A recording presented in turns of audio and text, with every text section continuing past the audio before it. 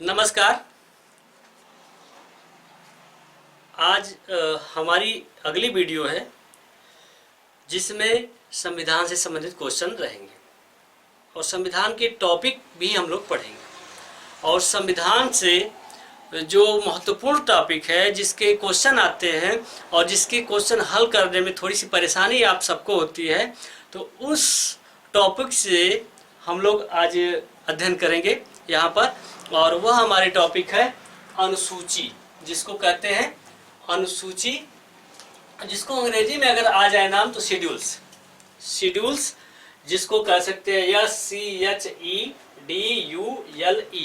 यानी शेड्यूल्स उसको लिखा रहता है। कहीं कहीं हिंदी वर्जन में ही अंग्रेजी शब्द दे दिया जाता है, तो हम लोग कंफ्यूज हो जाते हैं, परेशान हो जाते हैं कि यह क्या लिखा है। तो ये दोनों चीज़ें हमको जाननी जरूरी है।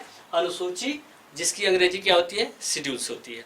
तो यह शेड्यूल्स हमारे लिए कितने महत्वपूर्ण हैं और हमारे एग्जामिनेशन के लिए इससे संबंधित कितने महत्वपूर्ण क्वेश्चन आते हैं, उसको हम लोग कैसे हल करेंगे, इसको बारी बारी से हम लोग समझेंगे और विश्वास के साथ हम लोग पढ़ेंगे। और कोई भी हमारी तरफ से कोशिश ये रहेगी कि कोई भी पॉइंट इसका छूटने न पाए। एक एक पॉइंट पे हम लोग अध्ययन करेंगे और कैसे क्वेश्चन, किस अनुसूची से कैसे क्वेश्चन आएंगे, हर अनुसूची के बाद उससे संबंधित हम लोग क्वेश्चन बोलेंगे और आप सुनिएगा। हमारी तरफ से क्वेश्चन बनाकर उसको बताया जाएगा, कैसे घुमा के किस तरह क्वेश्चन पूछेगा उसको आप लोग सुनिएगा। तो शेड्यूल्स की बात की जाए तो पहला एक क्वेश्चन पूछता है शेड्यूल्स की संख्या कितनी थी, तो आपका उत्तर हो जाएगा 8, लेकिन यानी अनुसूचियों की संख्या। लेकिन यह क्वेश्चन पूछ दे कि कितनी है, तो आप कहिएगा 12। तो दोनों तरह से क्वेश्चन आएंगे। अगर थी की बात करेगा तो आप 8 कहिएगा, और है की बात करेगा यानी अनुसूचियाँ कितनी है तो आप कहिएगा 12 अनुसूचियाँ। तो 12 अनुसूचियाँ कौन कौन सी हैं और उन 12 अनुसूचियों में क्या क्या विषय निहित है, क्या क्या बातें कही गई है और इससे कैसे क्वेश्चन आते हैं, इसका जिक्र हम लोग यहाँ पर करेंगे। बारी बारी से हम लोग 12 अनुसूचियों को पढ़ेंगे और उन अनुसूचियों को हम लोग समझेंगे। देखिए, अनुसूचियां हैं और सूची है, यानी शेड्यूल्स है और लिस्ट है। तो लिस्ट अलग चीज़ है और शेड्यूल्स अलग चीज़ है। तो उसको हम लिस्ट को भी बताएंगे और शेड्यूल्स को भी बताएंगे। तो आप ध्यान रखिएगा, सूची अगर पूछे तो उसके लिए अलग उत्तर होगा, अनुसूची अगर पूछे तो उसके लिए अलग उत्तर होगा। अगर पूछेगा कि सूचियों की संख्या कितनी है तो आपका उत्तर होगा 3, संघ सूची, राज्य सूची और समवर्ती सूची। अगर अनुसूची पूछे तब उसका सही उत्तर होगा 12। तो ध्यान रखिएगा, बहुत से लोग होते हैं जो बात को नहीं समझ पाते हैं, हालांकि बहुत से लोग समझ पाते हैं, तो उनकी हम बात नहीं कर रहे हैं। जो लोग नहीं समझ पाते हैं, मैं उनके लिए इंडिकेट कर रहा हूं कि सूची और अनुसूची दोनों बातें अलग अलग हैं। तो सूची भी क्या कौन कौन सी है, अनुसूची कौन सी है, उसको हम लोग अध्ययन करेंगे। सूचियों का नाम भी इसी में मिलेगा, जिसको हम लोग पढ़ेंगे। तो अनुसूचियों की संख्या जैसा मैंने आपको बताया कि 8 थी और इस समय 12 हैं। और 12 कौन कौन सी अनुसूचियां हैं, उसमें क्या क्या बात कही गई है, उसका उल्लेख करेंगे और उससे संबंधित क्वेश्चन हम लोग कैसे हल करेंगे, इसकी बात हम लोग करेंगे। तो ध्यान से पढ़िएगा, अनुसूचियों की संख्या, तो टोटल आपका उत्तर हो जाएगा 12। और वह 12 अनुसूचियां कौन कौन सी हैं, तो वह 12 अनुसूचियां हैं हमारे पास। प्रथम अनुसूची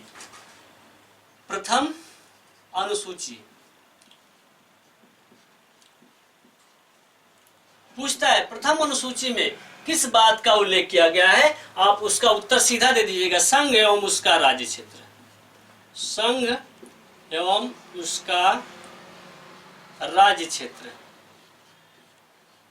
यानी जो आपका भारत एक संघ है, राज्यों का जो एक संघ है, उसके राज्य जो हैं उसका उल्लेख किया गया, यानी कितने राज्य और कितने केंद्र शासित राज्य हैं उसका उल्लेख किया गया, यानी यूनियन टेरिटरी राज्य जितने हैं उसका उल्लेख किया गया है। तो आप इस समय वर्तमान की बात करें तो 28 राज्य हैं और 8 केंद्र शासित प्रदेश हैं। तो यह कंफर्म है। इस समय की बात करें तो इसका उल्लेख किस अनुसूची में किया गया है, तो आपका उत्तर हो जाएगा प्रथम अनुसूची में। देखिएगा, प्रथम अनुच्छेद में भी लगभग इसी से मिलती जुलती बातें कही गई हैं। प्रथम भाग में भी यही बातें लगभग कही गई हैं और प्रथम अनुसूची में भी यही बात कही गई है, लगभग मिलती जुलती, हालांकि थोड़ा बहुत डिफरेंट है। तो क्वेश्चन पूछेगा कि संघीय राज्य क्षेत्र का उल्लेख किस अनुसूची में, तो आप कहिएगा प्रथम अनुसूची में। अनुसूची 2 दूसरी अनुसूची,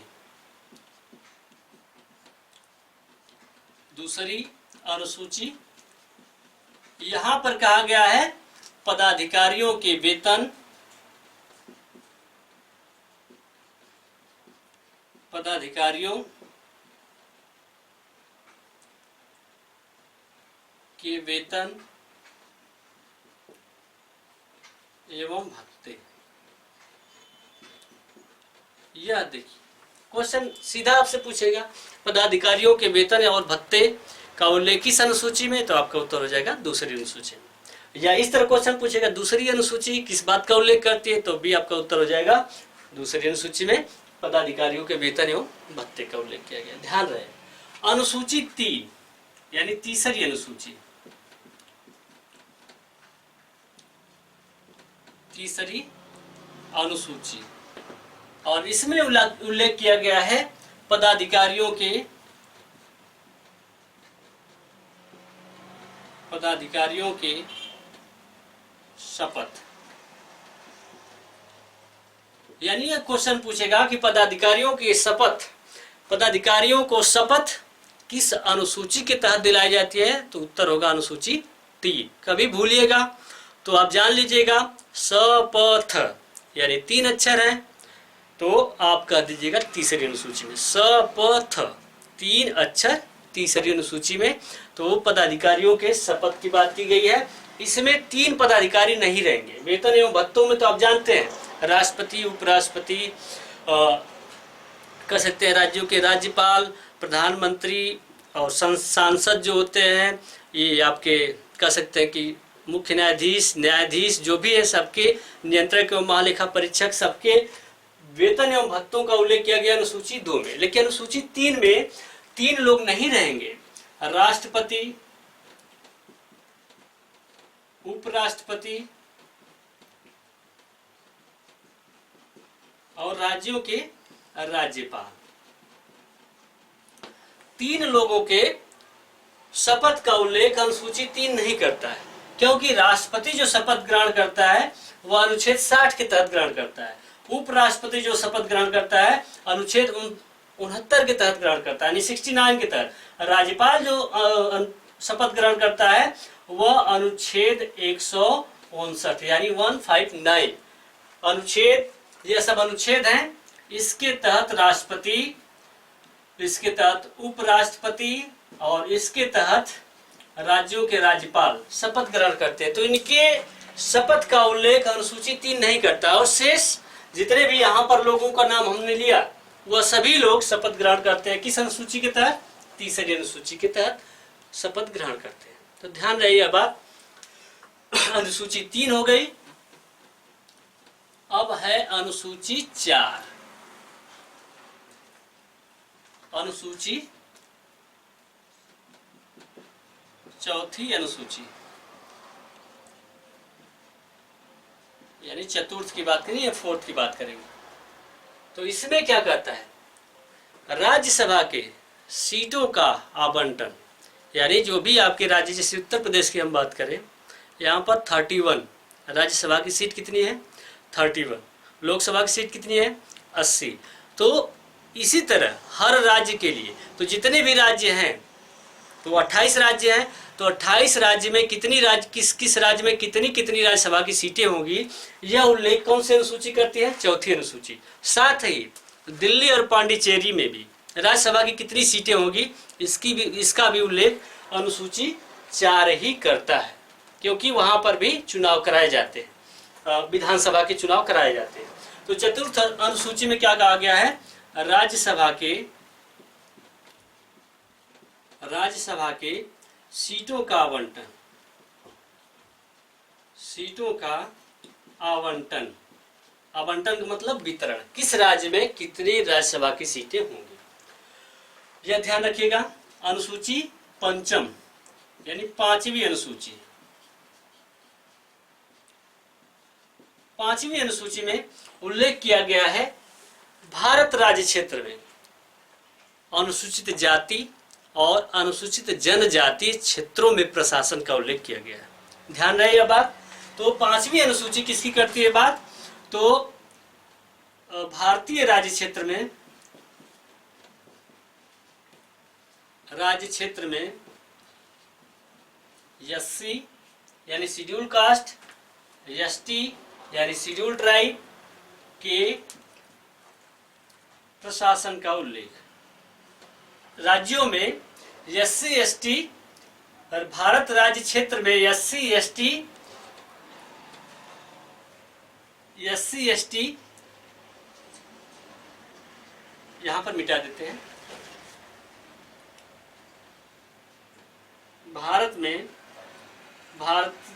भारतीय क्षेत्र में एससी एसटी क्षेत्रों के प्रशासन का उल्लेख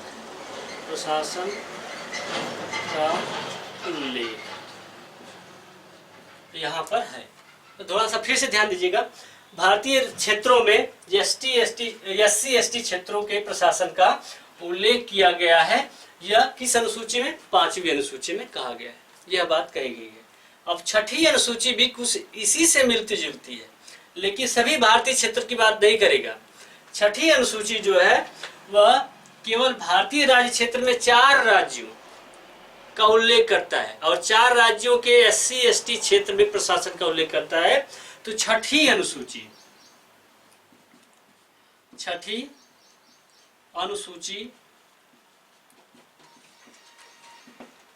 इसमें जो उल्लेख किया गया है वो उल्लेख किया गया है 4 राज्यों को। ध्यान में रखिएगा, यह क्वेश्चन पूछता है कि 6ठी अनुसूची में कौन कौन राज्य शामिल है, या यह क्वेश्चन पूछता है कि कौन राज्य शामिल नहीं है। तो सब बातों का ध्यान रखते हुए आप देखिएगा, असम, मेघालय, मिजोरम और त्रिपुरा। असम, मेघालय, मिजोरम और त्रिपुरा में एससी एसटी क्षेत्रों का प्रशासन। यह क्वेश्चन कैसे पूछता है, यह देखिएगा कि 6ठी अनुसूची में कौन राज्य शामिल है। तो असम, मेघालय, मिजोरम और त्रिपुरा। और क्वेश्चन पूछ देता है कौन राज्य शामिल नहीं है। तो मान लीजिए त्रिपुरा की जगह हम मणिपुर लिख देते हैं, त्रिपुरा की जगह हम मणिपुर लिख देंगे, तो आपको पहचान करनी पड़ेगी कि इसमें मणिपुर नहीं है, इसमें मणिपुर शामिल नहीं है। कब पहचान कर पाएंगे? जब आप चारों राज्यों को जो शामिल है उसमें उसको जानेंगे। यानी असम, मेघालय, मिजोरम और त्रिपुरा, चारों राज्यों को जानते रहेंगे तो कहीं भी अलग से कोई राज्य यहाँ पर सेट कर दिया जाएगा और आपसे क्वेश्चन यह पूछा जाएगा कि कौन राज्य शामिल नहीं है, तो आप उसका उत्तर दे पाएंगे। अगर नहीं जानते चारों के बारे में तो नहीं दे पाएंगे या बहुत मेहनत करनी पड़ेगी। थोड़ा सा इसको ध्यान रखिएगा। यहाँ पर 5वीं अनुसूची में भारतीय क्षेत्र के एससी एसटी क्षेत्रों के प्रशासन की बात की गई है और यहाँ पर 4 राज्य, भारत राज्य के 4 राज्य जो असम, मेघालय, मिजोरम और त्रिपुरा शामिल हैं, वहां पर एससी एसटी क्षेत्रों में प्रशासन का उल्लेख किया गया है। तो यह 6 अनुसूचियां हैं, आपके सामने 6 अनुसूचियां हैं। 7वीं अनुसूची जो है वह भी बहुत महत्वपूर्ण है। तो यहाँ से हम लोग देखते हैं, इसको ऐसे कर देते हैं। तो 7वीं अनुसूची का उल्लेख हम लोग करेंगे। 7वीं अनुसूची क्या कहती है उसका हम लोग उल्लेख करेंगे। तो 7वीं अनुसूची में 7वीं अनुसूची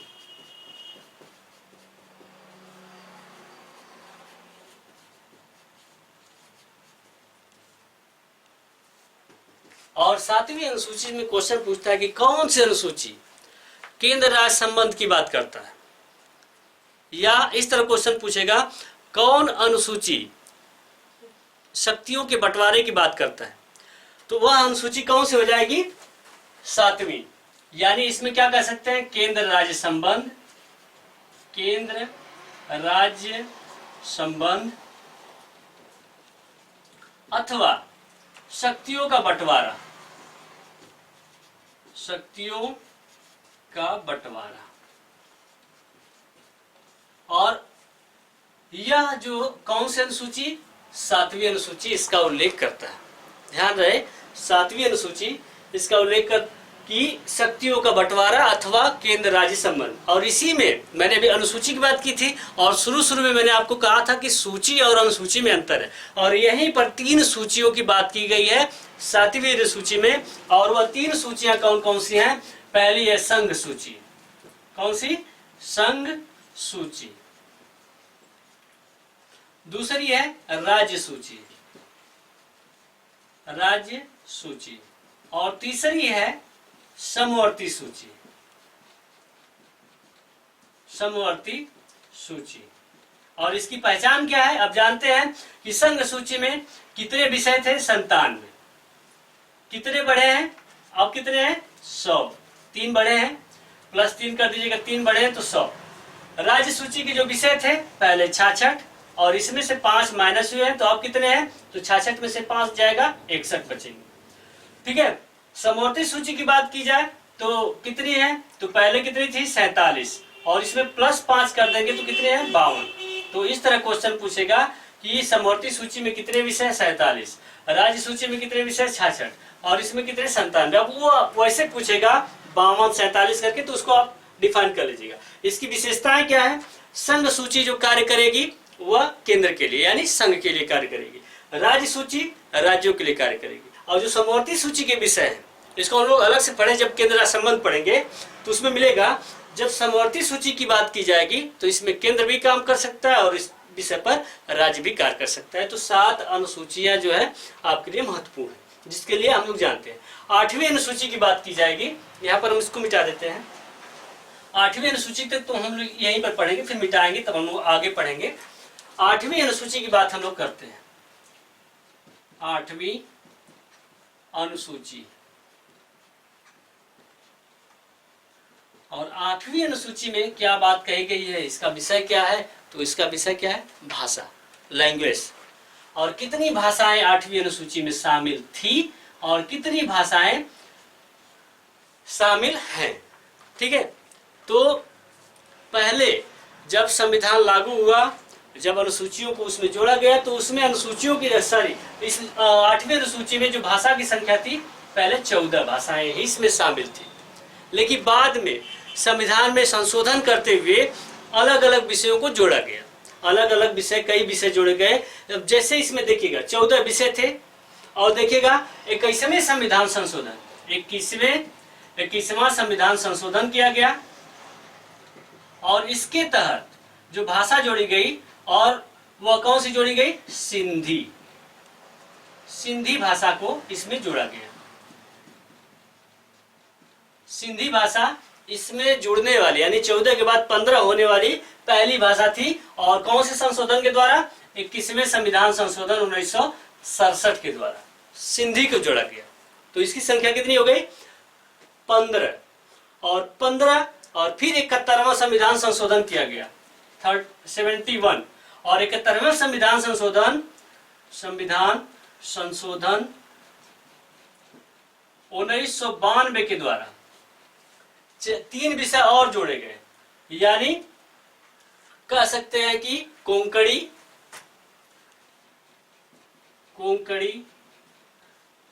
नेपाली,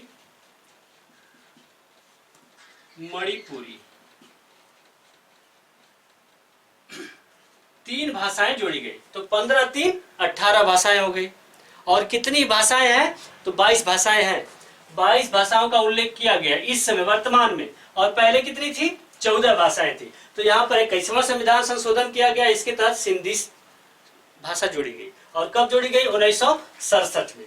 71वां संविधान संशोधन किया गया, और इसके तहत 1992, इसके तहत 3 भाषाएं कोंकणी, नेपाली, मणिपुरी, यानी KNM, 3 भाषाएं जोड़ी गई।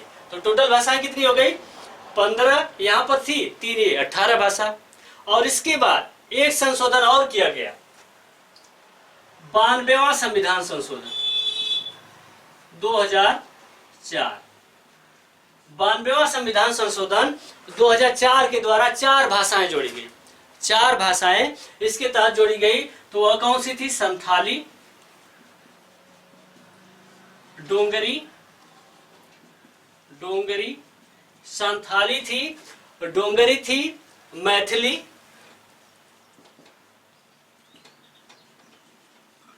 वो बोडो,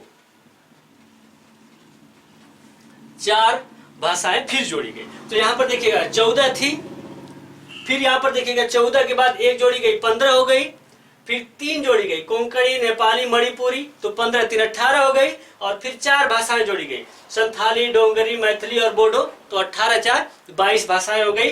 तो यह ध्यान रखना है कि किस संविधान संशोधन के द्वारा और कब कौन सी भाषा जोड़ी गई। तो 2004 में देखिएगा संथाली है, डोंगरी है, मैथिली है, बोडो है, और 2000 कह सकते हैं 1992 में कोंकणी है, नेपाली है, मणिपुरी है। और किस संविधान संशोधन के द्वारा?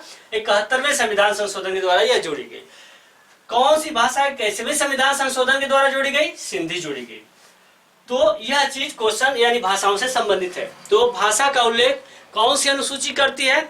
8वीं अनुसूची करती है। तो 8वीं अनुसूची में कुल कितनी भाषाएं थी? 14 भाषाएं थी। कितनी भाषाएं हैं? 22 भाषाएं हैं। तो यह इसको थोड़ा पढ़ लीजिएगा और कलम से और रफ पे अपना लिख लीजिएगा कि संविधान संशोधन के द्वारा कौन सी भाषा जोड़ी गई। तो इसको थोड़ा सा ध्यान में रखेंगे तो यह आपकी जानकारी को और आसान बनाएगा और आपकी जानकारी को और बढ़ाएगा। तो यह थोड़ा सा हट के पढ़ेंगे। तो यह 8 अनुसूचियों को हम पढ़ लिए। प्रथम अनुसूची, दूसरी, तीसरी, चौथी, पंचम, छठवीं, 7वीं और 8वीं अनुसूची तक पढ़ लिए। तो अब इसको हम लोग मिटाते हैं और आगे हम लोग 4 अनुसूचियां। आप जानते ही है कि 8 अनुसूचियां ही थी मूल संविधान में, लेकिन बाद में इसको बढ़ाया गया और बढ़ाया गया तो उससे संबंधित संशोधन हुए थे। और क्या बढ़ाया गया, क्या विषय थे, उसको हम लोग देखते हैं। तो इसको हम मिटाते हैं, क्योंकि आप लिखते रहेंगे, आप नोट्स बनाते रहेंगे तो आपका काम आसान रहेगा, और केवल देखेंगे तो यह भूलता जाएगा आपका। तो समय से वीडियो को रोक रोक के, वीडियो को बैक कर करके, जो चीज़ नहीं समझ में आ रही है उसको दोबारा तिबारा जैसे ही करके आप देख देख के उसका एक नोट्स बना लें, और नोट्स आपके लिए काम आएगा। और यहाँ से कितने क्वेश्चन आएंगे और कैसे क्वेश्चन आएंगे ये आप समझते जा रहे हैं। तो यह चीज है। अब 8 अनुसूचियों को हम पढ़ लिए। अब जानते हैं कि 8 अनुसूचियों के बाद 9वीं अनुसूची आएगी, उसके लिए संविधान में संशोधन किए जाएंगे और उसमें क्या विषय निहित है उसका उल्लेख हम लोग करेंगे। तो अनुसूची 9, अनुसूची 9 यानी 9वीं अनुसूची, इस तरह कर सकते हैं। 9वीं अनुसूची, इसमें क्या उल्लेख किया गया है, यानी यह नई चीज जोड़ी जा रही है संविधान में। और कोई भी नई चीज संविधान में जोड़ी जाती है तो उसके लिए संविधान संशोधन किया जाता है। और क्वेश्चन यहाँ से आता है कि 9वीं अनुसूची किस संविधान संशोधन के द्वारा जोड़ी गई, इस बात का ध्यान रखना है। तो इसमें क्वेश्चन पूछता है कि प्रथम संविधान संशोधन, प्रथम संविधान संशोधन 1951 के द्वारा 9वीं अनुसूची जोड़ी गई, और इसमें कुछ कानून बनाए गए थे जो भूमि से संबंधित थे, यानी भूमि से संबंधित कानून, भूमि से संबंधित कानून, यह ध्यान में रखिएगा। यहाँ पर 2 क्वेश्चन अब बनेंगे। इसके पहले अभी तो इस तरह आप क्वेश्चन को उलट पलट के पूछ सकता था कि 5वीं अनुसूची किस बात का उल्लेख करती है, तो SC/ST क्षेत्रों में प्रशासन का उल्लेख करती है। या इस तरह कर सकता है कि SC/ST क्षेत्रों के प्रशासन का उल्लेख कौन सी अनुसूची करती है, तो आप 5वीं को कह सकते हैं। लेकिन यहाँ पर देखिएगा 2 बातें हैं कि 9वीं अनुसूची किस संविधान संशोधन के द्वारा जोड़ी गई। तो यहाँ पर आपके सामने लिखा है प्रथम संविधान संशोधन 1951 के द्वारा। इसमें क्या विषय है, तो भूमि से संबंधित जो कानून इसका विषय है, तो यह क्वेश्चन आएगा। अब 9वीं के बाद 10वीं अनुसूची जोड़ी जाएगी, 10वीं अनुसूची जोड़ी जाएगी। और 10वीं अनुसूची का विषय जो रहेगा, तो विषय को जानने से पहले हम संशोधन को देखेंगे, क्योंकि अभी जोड़ा जाएगा तो संविधान में संशोधन करके ही जोड़ा जाएगा। तो इसमें जो संशोधन होगा तो 52वां संविधान संशोधन, 52वां संविधान संशोधन 1985 के द्वारा 10वीं अनुसूची जोड़ी गई और इसका जो विषय था वह था दल बदल विरोधी कानून। अब देखिए यहां पर कैसे क्वेश्चन पूछता है, दल बदल विरोधी कानून किस अनुसूची में निहित है? तो अनुसूची 10। कभी सोचिएगा 10 से भी दल बनता है और 10 से ही 10 बनता है, तो कभी सोचिएगा तो आपका क्वेश्चन गलत नहीं होगा। तो सोच सोच के जैसे भी हो अपने दिमाग को एकदम अपने टॉपिक से हटने नहीं देना है। जैसे आप इसका ट्रिक बना ले, जैसे इसको स्टोरेज कर सके, तो उसके लिए आपको कड़ी मेहनत करनी पड़ेगी। तो वो कड़ी मेहनत आप करेंगे तो सफलता आपको ही मिलेगी। तो आप मेहनत करिए। तो 10वीं अनुसूची में दल बदल विरोधी कानून निहित है, जिसका उल्लेख किया गया। और कौन सा संशोधन किया गया था? 52वां संविधान संशोधन किया गया था। कब किया गया था? 1985। 11वीं अनुसूची, अब इसके लिए तो यह जानते हैं कि 11वीं जो अनुसूची है इसका उल्लेख किया गया है और इसके तहत क्या किया गया है देखिएगा। 11वीं अनुसूची के लिए जो संविधान संशोधन हुआ था 73वां संविधान संशोधन, 73वां संविधान संशोधन 1992 1993 किया गया। और इसके लिए जो विषय बनाए गए थे, जो इसका विषय था वह था ग्राम पंचायत। ग्राम पंचायत। और इसमें कुल विषय कितने हैं? तो इसमें कुल विषय 29 है। 29 विषयों का उल्लेख कौन सी अनुसूची करती है? 11वीं अनुसूची। क्वेश्चन यह पूछता है 11वीं अनुसूची में कुल कितने विषय निहित है? तो आपका उत्तर हो जाएगा 29 विषय निहित है। 11वीं अनुसूची किस संविधान संशोधन के तहत जोड़ी गई? 73वें संविधान संशोधन के तहत जोड़ी गई। इसमें किस बात का उल्लेख किया गया है? ग्राम पंचायत का उल्लेख किया गया है। यह सब चीजें आपको ध्यान में रखना है। यह भी क्वेश्चन पूछता है कि 11वीं अनुसूची किस संविधान संशोधन? 73वें संविधान संशोधन। यह बात हमने बता दी थी। अब लास्ट है 12वीं अनुसूची। और 12वीं अनुसूची में जो बात कही गई है वह कौन सी है? वह है नगर पंचायत।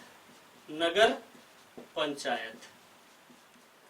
और इसको किस संविधान संशोधन के द्वारा जोड़ा गया? तुरंत इसके बाद वह संशोधन हुआ था। 73वें के बाद 74वां संविधान संशोधन, 74वां संविधान संशोधन उसी के साथ हुआ था 1992 1993। तो 12वीं अनुसूची में किस बात का उल्लेख किया गया है? नगर पंचायत का। किस संविधान संशोधन द्वारा? 74वें संविधान संशोधन द्वारा। इसके विषय कितने थे? तो इसके विषय थे टोटल 18। तो 11वीं अनुसूची के विषय 29 थे और 12वीं अनुसूची के विषय जो थे वो 18 थे।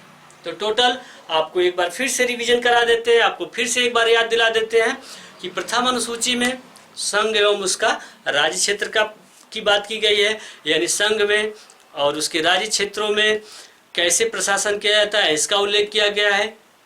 अनुसूची 2 में पदाधिकारियों के वेतन एवं भत्तों का उल्लेख किया गया है।